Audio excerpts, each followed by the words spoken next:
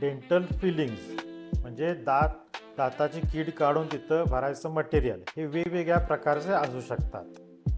काही फिलिंग्स असतात किंवा काही मटेरियल असतं ज्याची स्ट्रेंथ जास्त असते, पण ते दिसायला थोडेसे काळे असतात किंवा दिसायला दातासारखे नसतात. काही फिलिंग्स असे असतात ज्याची स्ट्रेंथ कमी असते, पण ते दिसायला अगदी दातासारखे असतात, सहजासहजी ओळखू येत नाही की ते मटेरियल फिलिंग आहे.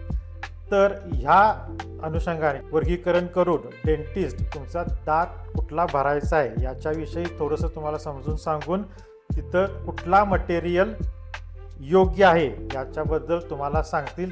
जसं की आता पाठीमागचे दात आहेत किंवा दाढा आहेत, त्या खाण्यासाठी उपयोगी असतात, तिथं प्रेशर एकंदरीत जास्त असतं, तर त्या ठिकाणी स्ट्रेंथ जास्त असणारे मटेरियल वापरले जातात.